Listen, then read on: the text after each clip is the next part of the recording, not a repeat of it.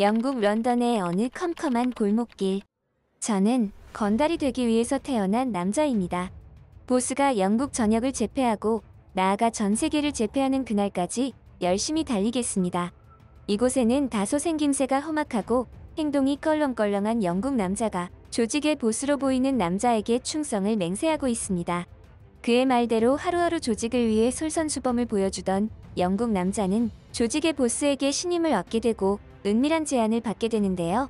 얼마 후 영국 남자는 조직 보스의 명으로 사업차 한국을 방문하게 됩니다.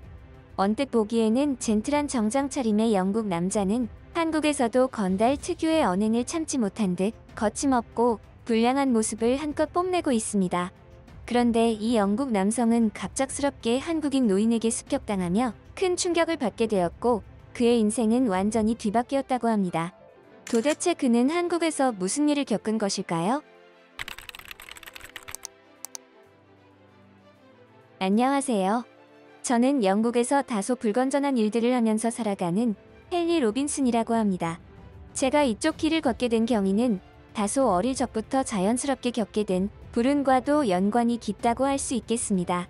저는 부모로부터 버려져 고아원에서 길러진 아이였죠. 그러다 보니 유년기 시절부터 학창시절까지 불합리한 여러 가지 요소들에 적나라하게 노출되어야만 하는 환경에서 살아야 했습니다. 저와 같은 불운한 유년 시절을 보낸 다른 아이들과는 조금 다르다는 점은 제가 성인이 되어서도 그 불운을 스스로 컨트롤하지 못했다는 점이죠. 학창시절에는 껄렁한 아이들과 뭉쳐다니며 불량 서클을 만들었고 성인이 된 지금은 그때와는 비교도 되지 않을 큰 규모의 조직에 몸을 담게 되었습니다.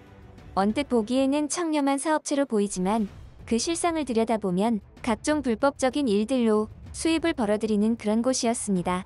저는 제가 몸담은 이 조직의 보스가 부러웠습니다. 보스는 자신이 하고자 하는 일들은 대부분 했습니다. 그리고 원하는 것이 있다면 대부분 얻었죠. 저 또한 저러한 삶을 살고 싶었던 것 같습니다.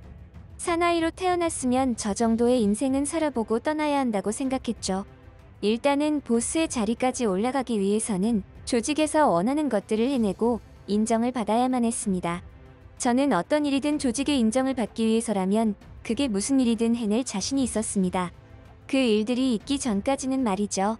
조직에서 존재감이 없던 저는 하나둘 일 처리를 완벽하게 해내며 윗선까지 조금씩 인정을 받고 있었습니다.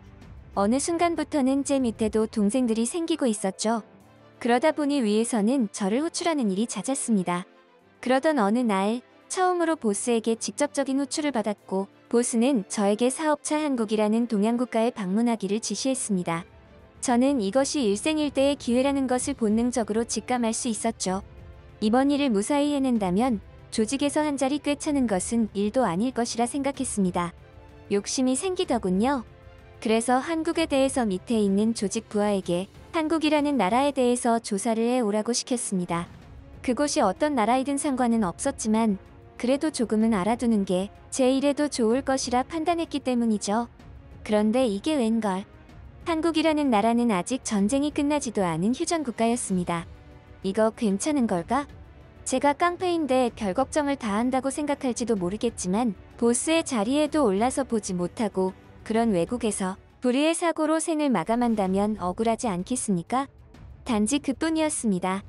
아마도 전쟁이 끝나지 않은 국가라면 어느 정도의 불편함과 위험함은 각오해야 할 것이라고 생각하며 한국 방문을 준비했죠. 생애 처음으로 한국을 방문하게 된 저는 적잖이 놀랐습니다. 제가 상상한 한국의 모습과는 완전히 다른 모습들 때문이었죠. 공항에는 심지어 인공지능 로봇이 돌아다니고 있었는데 처음에는 제가 한국을 제대로 찾아온 것이 맞는 건가 하는 의구심이 들 정도였습니다. 영국에서는 일절 접해보지 못한 신기한 것들이 천지에 깔린 느낌이었죠. 무언가에 홀린 듯 그렇게 한국에서의 하루가 지나갔습니다. 그리고 다음 날 사업 문제로 미팅이 있어서 서울의 한 빌딩으로 이동하다가 저는 평생 겪어보지 못한 충격적인 경험을 했죠. 미팅을 시작하기 전에 건물 밑에서 흡연하려다가 처음 보는 한국인 남자에게 기습당하고 말았습니다. 저는 일순 본능적으로 그 남자를 경계했고 다시금 제가 사업가가 아닌 건달이라는 사실을 깨달았습니다. 자연스럽게 인상을 구기며 여차하면 싸움이 일어날 것을 대비하며 자세를 바로잡았죠. 그런데 제 앞에 있는 상대의 모습을 자세히 확인한 저는 어이가 없어서 온몸에 힘이 쫙 풀려버리고 말았습니다. 제 앞에서 저에게 시비를 걸고 있는 남자는 언뜻 보기에도 나이가 70은 넘어 보이는 흰머리 노인이었기 때문이죠. 그 노인은 한국인의 모습을 하고 있었지만 유창한 영어로 저에게 신랄하게 시비를 걸었습니다. 나이도 어린 놈이 어디 놓친 내 앞에서 맞담배를 피우려고 드나. 그리고 네가 서 있는 그곳은 흡연구역도 아니야. 한국에 왔으면 한국의 법도를 따라야지. 빨리 저쪽 흡연구역에 가서 고개 돌려서 피우게나. 저는 지금의 상황을 제대로 파악하지 못한 채 얼떨결에 그 영감이 시키는 대로 자연스럽게 몸을 움직이고 말았습니다. 순간적으로 뇌 정지가 온 듯했죠. 영국에서의 제 모습을 돌이켜보자면 이런 경우 보통은 남자 간의 화끈한 몸싸움으로 번지곤 했습니다. 하지만 지금의 상대는 70이 넘어 보이는 노인이 아닙니까? 그런 노인과 몸의 대화를 나누는 게 맞는 건가 하는 괴리감에 빠져 있다 보니 어찌해야 할 바를 몰랐고 그저 그 영감이 시키는 대로 행동했던 것이죠. 그러면서 그 노인도 제 곁에서 담배를 피우더니 저에게 이런저런 이야기들을 했는데 한국에서는 자신보다 나이가 많은 사람 앞에서는 맞담배를 피우지 않는 것이 일반적인 예절이라고 했습니다. 참 이곳은 별 희한한 문화들이 다 있구나 하는 생각을 했는데 지금 생각해보면 그럼에도 불구하고 그다지 기분이 나쁘거나 하지는 않았던 것 같습니다. 그렇게 괴상한 경험을 했던 저였지만 다행스럽게도 사업에 관한 1차 미팅은 성공적으로 마무리되었습니다. 이제 한동안은 한국에서 자유롭게 시간을 즐길 수가 있게 되었죠. 제가 생각했던 이미지와는 전혀 달랐던 한국 여행을 본격적으로 즐기게 된 시점이었습니다. 그러다가 같이 한국에 오게 된 조직의 동생에게서 한국에는 대중교통이 아주 잘 되어 있다는 말을 듣게 되었습니다. 저는 영국에서도 성인이 되고 조직에 몸을 담았을 때부터는 대중교통을 일절 이용하지 않았습니다. 그것은 조직 내에서도 암묵적인 룰과도 같은 것이었죠. 조직에서 개인 승용차가 지급되기에 그럴 필요가 없기도 했지만 건달들 사이에서도 품이라는 게 있었기 때문입니다. 하지만 저도 조직에 몸을 담기 전에는 여느 평범한 사람들과 마찬가지로 버스를 타고 지하철을 이용했었습니다. 그리고 그 당시에는 아주 힘든 시절이었기에 불합리한 상황에서 분노로 가득 찬 시절이었죠. 그래서일까요? 저는 그때의 초심으로 돌아가 보기 위해 그리고 한국에 대한 호기심에 이끌려 대중교통을 아주 오랜만에 경험해 보기로 했습니다. 물론 조직의 동생들은 모르게 조용하게 혼자서 움직였죠. 그리고 저는 한국에 대한 지식을 한 가지 더 깨우치게 되었습니다. 한국의 버스를 타고 이곳저곳을 돌아다니며 한국의 이곳저곳을 탐방하려고 했습니다. 그런데 버스를 타면서 아주 이상하고 생소한 모습들을 발견했죠. 그건 바로 버스 좌석에 앉아있는 젊은 사람들이 상대적으로 나이가 많은 사람들에게 좌석을 내어주는 장면들이었습니다. 젊은 사람들이 먼저 그 좌석에 앉아 있었는데도 말이죠. 저는 그 이유에 대해 몹시 궁금해졌고 자리를 내어준 젊은 남자에게 다가가서 물었습니다. 혹시 저 노인이 너에게 자리를 내어달라고 협박을 한 것이냐고, 무슨 이유로 그런 행동을 한 것이냐고 물었죠. 그랬더니 처음에는 다소 황당하다는 표정을 짓던 한국인 젊은 남자는 말했습니다. 한국에서는 노인이나 연장자에게 자리나 순번을 양보하는 문화가 있어요. 뭐 요즘에는 옛날만큼은 이 문화가 활성화되어 있지는 않지만요. 그래도 저는 부모님으로부터 늘 그런 예의범절과 노인 공경을 배워왔기에 실생활에서 실천하고 있는 것뿐이에요. 저는 그 한국인 청년의 말에 진심으로 놀랐습니다. 사실 조금은 충격을 받았던 것 같습니다. 어떻게 저런 생각을 할 수가 있고 어떻게 저게 당연한 문화가 있을 수 있는 것인지 저는 잘 모릅니다. 어릴 때부터 부모의 얼굴도 본 적이 없는 고아였고 하루가 멀다 하고 싸움이나 하면서 경쟁심만 키워오던 삶이었으니 그런데도 웬일인지 한국의 그러한 문화들이 싫지 않았습니다. 왠지 제가 살아온 과거를 돌이켜보게 되는 그런 순간이었죠. 어느덧 저는 한국에서의 마지막 일정을 준비했습니다. 1차 미팅이 순조롭게 끝났기에 2차 미팅도 순조롭게 진행될 것이라고 생각했습니다. 아무런 문제 없이 한국에서의 비즈니스를 성공리에 마치고 돌아갈 것이라 장담했죠. 하지만 늘 그런 과도한 자신감은 시련을 안겨주는 법인가 봅니다. 제 인생이 평탄하지 않았듯 이번에도 저에게 그런 순간이 찾아온 느낌이었죠. 마지막 미팅을 위해 미팅실에 들어간 저는 순간적으로 뇌정지가 오는 듯 했습니다. 제 눈을 의심하게 만드는 순간이었죠. 아니면 제가 방을 잘못 찾아온 것인가 하는 생각도 했습니다. 그곳에는 다소 낯익은 사람이 앉아 있었습니다. 다름 아닌 첫 미팅 때 건물 외부 흡연실 근처에서 보았던 바로 그 노인이었죠. 알고 보니 그 노인은 제가 이번에 반드시 성공시켜야 하는 한국 사업과 직접적으로 관련된 한국의 보스였습니다. 최종적으로는 그를 설득해야만 이 미팅은 성공리에 끝나는 것이었고 제가 원하는 바를 이룰 수가 있었죠. 그러한 생각이 들자 저는 건달들과의 숱한 싸움에서도 느껴보지 못했던 강력한 긴장감을 느꼈습니다. 어쩌면 처음 느껴보는 감정이었죠. 저런 노인에게 그런 감정을 느끼다니 스스로가 부끄러울 지경이었습니다. 게다가 저 노인은 저에게 그리 좋지 않은 감정을 가지고 있는 것이 분명했기에 더더욱 불길한 느낌을 지울 수가 없었죠. 하지만 저는 이 고비를 넘겨야 했고 집중했습니다. 영어를 유창하게 하던 그 한국 노인은 알고 보니 나이가 70대가 아니라 80대였습니다. 저렇게 정정하게 걸어다니는 것도 신기할 따름이었죠. 돈이 많아서 좋은 걸 많이 먹어서 그런가? 한국인들은 도대체 나이를 가늠할 수가 없겠군. 속으로 이러한 쓸데없는 생각을 하는데 갑자기 앞에 있는 노인 보스가 저에게 물었습니다.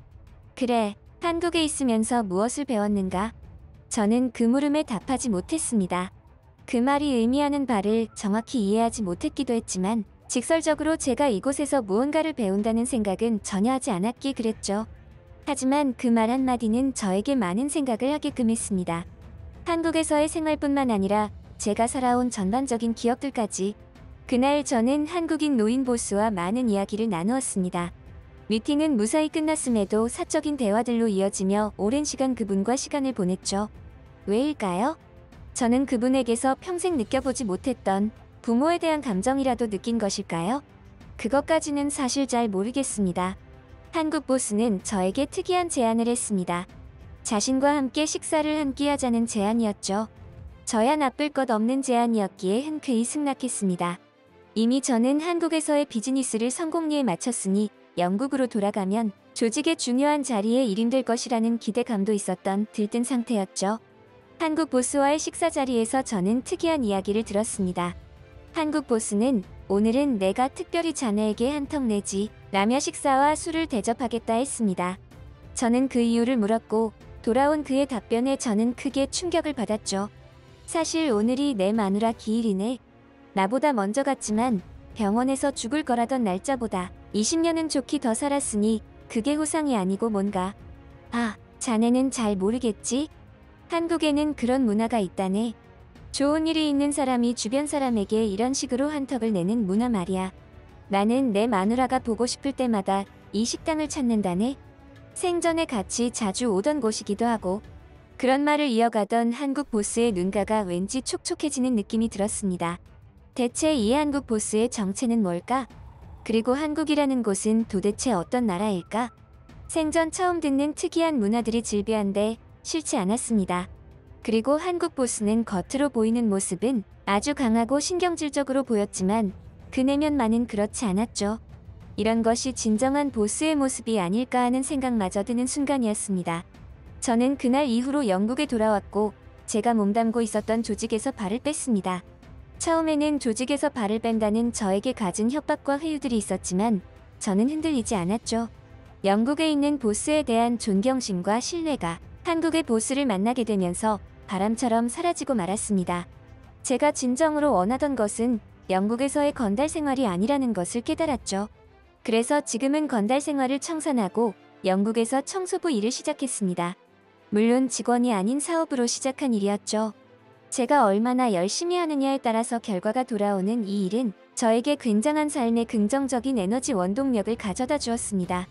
이 모든 것은 제가 한국을 떠나기 전 한국 보스가 해준 말들이 큰 힘이 되었습니다. 이복의 헨리. 권리 위에 잠자는 자는 보호받지 못하는 법이라네. 법률적인 이야기긴 하지만 나는 이 말을 내 인생의 모토로 삼고 이 자리까지 오게 됐지. 청소부 출신이 이 정도 살았으면 잘 산 거 아닌가. 자네도 늘 명심하게. 준비되지 않은 자는 기회가 와도 잡을 수 없으니까. 그리고 남에게 폐를 끼치지 말게나. 나중에 그 업은 자네한테 돌아올 테니까.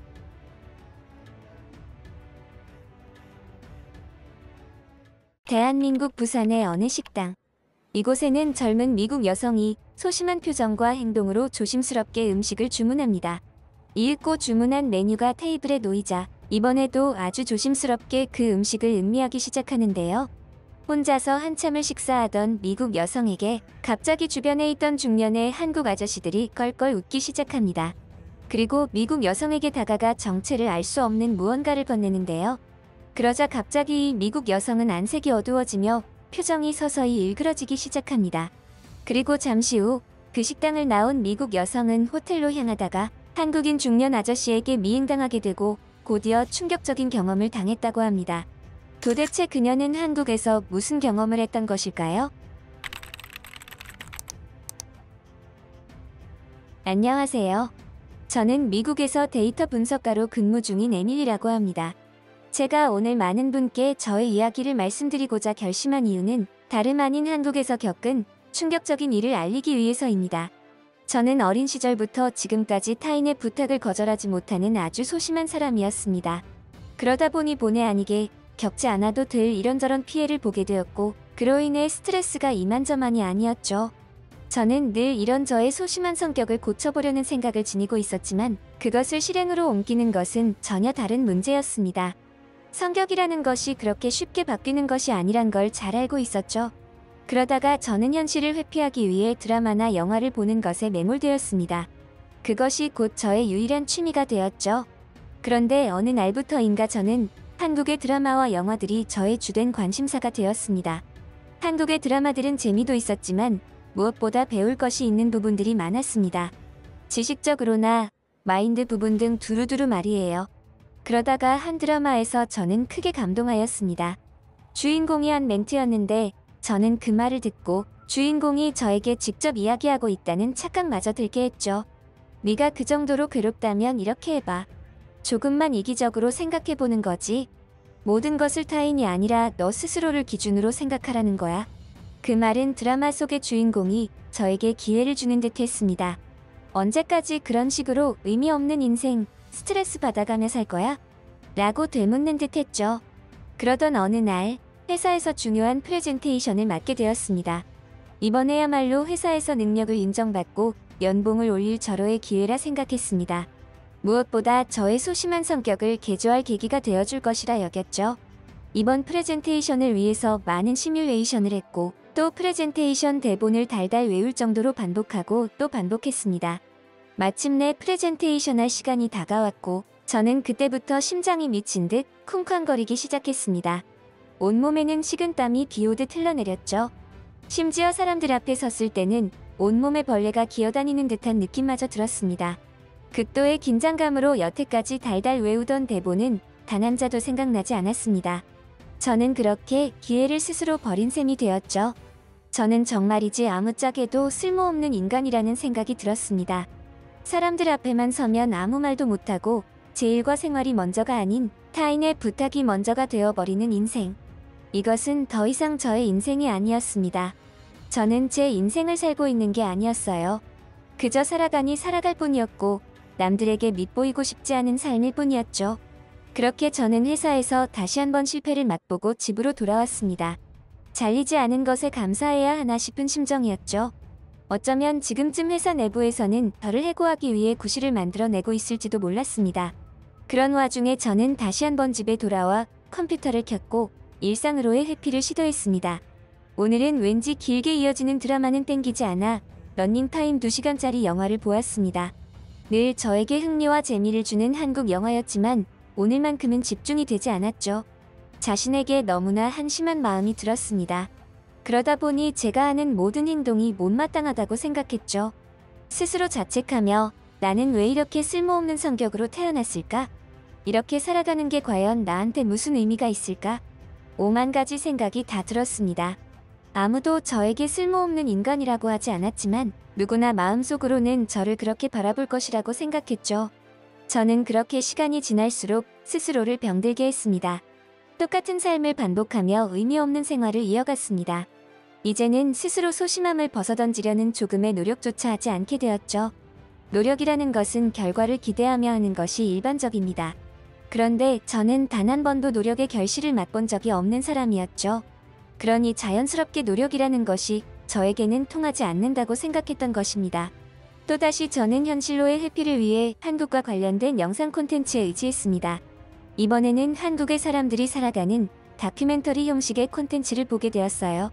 그리고 저는 마음속에서 무언가 샘솟는 것이 느껴졌습니다. 무엇인지는 모르겠지만 아마도 저에게 아주 좋은 에너지를 주는 그런 느낌이었습니다. 제가 한국이라는 나라를 좋아하게 된 계기가 생각났습니다. 한국은 비참하고 무서운 전쟁을 직접적으로 겪었던 나라이고 현재도 분단 국가로 그 아픔이 씻어지지 않은 나라였습니다. 그럼에도 한국은 최단 시간에 그러한 아픔을 긍정의 힘으로 벗겨내었고 엄청난 발전을 이룩해냈죠. 이것은 전 세계의 어느 국가들을 살펴보아도 전례가 없을 정도였습니다. 저는 늘 궁금했습니다. 한국의 어떠한 부분들이 그들을 이렇게 빠르게 발전시키고 선진국의 지위를 얻게 했는지. 그런데 저는 이 영상을 시청하며 아주 일부분 그 이유를 깨달은 느낌이 들었습니다. 저는 그날 한국으로 가는 비행기를 예약했습니다. 회사에는 휴가서를 제출했죠. 그동안 눈치만 보면서 남들이 휴가를 다 쓰고 난 다음 제일 마지막으로 휴가서를 제출하던 저였지만 이번에는 제가 제일 먼저였습니다. 저는 한국을 실제로 방문한 적은 없었습니다. 그럼에도 직접 목격한 한국은 저의 눈에 낯설지가 않았죠. 아마도 한국의 영상 콘텐츠들을 매일 같이 봐왔던 탓일 겁니다. 하지만 실제로 목격한 한국의 모습들은 저를 더욱더 설레이게 만들었습니다. 한국의 모든 점이 좋았고 사랑스러웠습니다. 심지어 길거리에 지나가는 강아지조차 저를 미소 짓게 만들었어요. 이 행복은 한국을 여행하는 동안 영원할 것만 같았습니다. 그런 일들이 일어나지 않았더라면 말이죠. 저는 살면서 처음으로 만끽하는 자유를 느꼈고 제가 하고 싶은 것만 생각하고 실행에 옮겼습니다. 좋아하는 드라마와 영화에 나왔던 장소들을 방문하여 사진을 찍기도 했죠. 처음으로 용기를 내 타인의 부탁을 들어주는 제가 아닌 타인에게 먼저 부탁하여 사진을 찍어달라는 부탁을 하기도 했습니다. 흔쾌히 웃어주며 친절하게 부탁을 들어주는 한국분들 덕분에 저는 정말이지 행복했습니다. 그래서였을까요? 처음으로 느껴보는 감정들과 행복감 때문에 저의 기분을 주체하지 못했던 것 같습니다. 맛있는 음식을 먹으며 행복감을 만끽하려고 했을 때였습니다. 미국에서 인터넷 정보를 뒤져가며 엄선하여 채택한 식당으로 들어갔죠. 제가 선택한 메뉴는 찜닭이라고 불리는 한국의 전통 달걀이었습니다. 제가 먹어본 달걀이라고 하면 햄버거에 들어있는 치킨과 프라이드 같은 튀긴 요리가 전부였습니다. 그런데 한국의 찜닭 요리는 저에게 신선한 충격을 주기에 충분했죠. 언뜻 보면 검은 색깔 때문에 식욕을 자극하지 않는 듯한 비주얼이지만 일단 한번 맛을 보면 제가 지금 이 음식을 입으로 먹는지 코로 먹는지 분간이 가지 않을 정도로 미친 듯 개걸스럽게 먹게 되는 그런 음식이었습니다. 미국 여자 혼자서 한국의 찜닭집에서 식사하는 모습이 신기했던 것일까요? 식당에 있던 중년 남자 손님분들이 그런 저를 보고 껄껄 웃기 시작했습니다. 그리고 찜닭에는 소주랑 같이 먹어야 제맛이라며 저에게 한국 술인 소주를 권했습니다. 저는 술을 잘 먹지 못했고 즐겨 먹지도 않았지만 그날은 무슨 바람이 불었던 것일까요?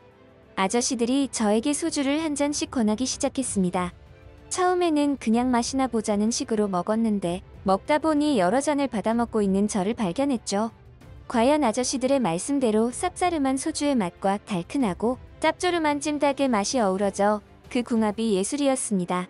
그렇게 저는 이날도 행복을 만끽하며 여행을 마무리하는 듯 했습니다. 호텔로 이동하기 위해 지하철로 향했고 지하철을 기다리던 저는 정신이 몽롱해지며 잠깐 기우뚱했는데 그대로 옆으로 넘어져 버리고 말았습니다. 그리고 저의 정신은 그대로 끊어져 버렸죠. 얼마 후 제가 정신을 차렸을 때는 무언가 주변이 소란스러웠습니다. 제 몸은 지하철역의 벤치에 뉘어져 있었죠. 알고 보니 저는 지하철을 기다리던 중 술에 취한 덕분인지 다리가 꼬여서 그대로 지하철 선로에 떨어지고 말았던 것입니다. 그런데 그 순간 근처에 있던 중년 아저씨 한 분이 선로에 뛰어들어 저를 일으켜 세웠고 아저씨의 요청으로 다른 분들까지 합세하여 저를 다시 선로 위로 끌어올려 주었던 것이죠. 그리고 그로부터 불과 3분 남짓 제가 쓰러져 있던 그 자리에 지하철이 도착했습니다. 온몸에 소름이 돋는 순간이었죠. 저를 구해준 한국 중년 아저씨에게 감사를 표하려 했습니다. 그런데 난찍은 모습의 중년 아저씨는 저보다 먼저 입을 때였죠. 거참. 술을 못 마시면 못 마신다고 해야지. 그걸 주는 대로 다 받아 마시더니 진짜 큰일 날 뻔했어. 사람이 거절도 할 줄 알아야지. 아가씨가 성격이 너무 물러서 큰일이야. 괜찮아. 어디 허리나 삐끗한 데는 없는 거야? 아저씨의 말에 저는 한동안 말없이 울었습니다. 제 의지와는 상관없이 저의 눈에서는 하염없이 눈물이 흘러내렸죠. 찜닭 식당에서 처음 봤던 아저씨는 처음 보는 제가 걱정되어 저를 따라왔던 것입니다. 저의 한국 여행은 그렇게 마무리되었고 저는 다시 미국으로 돌아와 저의 일상을 즐기고 있습니다. 이번에는 진짜로 저의 인생을 말입니다. 저는 더 이상 제 인생에 해가 되는 부탁을 들어주지 않았고 회사에서는 드디어 인정받는 회사원이 되었습니다. 프레젠테이션은 이제 더 이상 저에게 두려움의 대상이 아니었죠. 좋아하는 대상이 생기고 그 대상으로부터 긍정적인 힘을 느낀다면 해내지 못할 것이 없는 것 같습니다. 어쩌면 제가 한국을 사랑하게 된 것은 운명이지 않을까요?